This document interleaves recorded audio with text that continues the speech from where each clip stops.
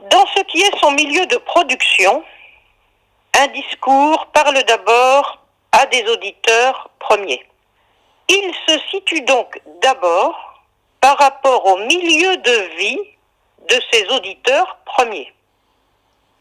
Quand ce milieu de vie est soumis à des contraintes environnementales majeures, comme c'est le cas dans la partie aride de l'Arabie, le rapport du discours au milieu de vie de ses auditeurs premiers est particulièrement puissant.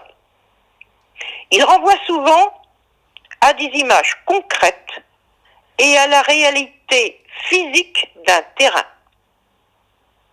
Mais quand ce discours devient le texte de référence d'une religion qui se développe en une croyance majeure pour des sociétés entières au fil des lieux et des siècles, quand donc ce discours initial voyage, il le fait forcément en rupture avec son milieu d'origine. Alors, les hommes qui reçoivent ce discours et y adhèrent ne sont évidemment plus les hommes de l'espace premier et de ses conditions de vie. Le sens qu'ils donnent au texte ne peut être que celui qui s'inscrit dans le champ mental et dans l'imaginaire collectif de leur époque, qui ne sont plus ceux de l'époque première. Cela revient à dire que le sens donné à un texte qui voyage à travers le temps est évolutif. Qu'on en ait conscience ou non, cela veut dire que le sens du texte s'actualise d'époque en époque. C'est en tout cas ce que constate un historien quand il cherche à analyser l'évolution du sens qui est donné aux mots d'époque en époque, et plus encore, quand il cherche à analyser les images conscientes ou inconscientes qui sont associées aux mots et qui produisent le ressenti et les émotions que l'on associe au texte dans un contexte d'adhésion et de croyance, pour ne pas dire de spiritualité.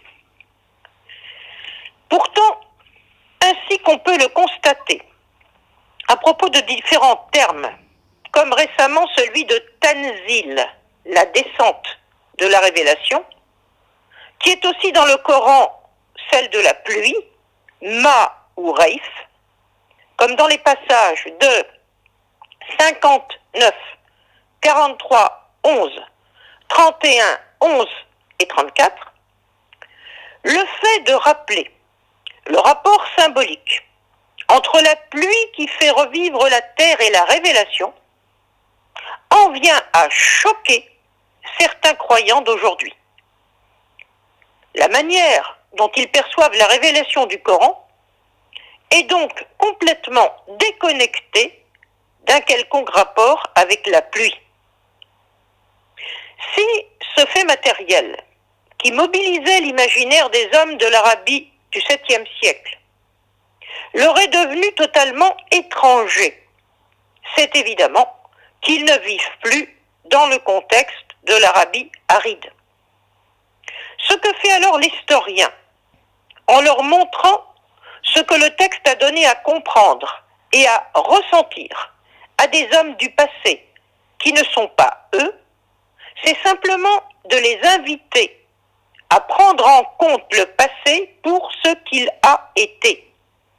Mais c'est aussi une manière de les inviter à analyser la manière dont le texte fondateur de leur croyance peut faire écho au présent qu'ils vivent et à donner sens à ce présent en fonction de leur ressenti d'aujourd'hui.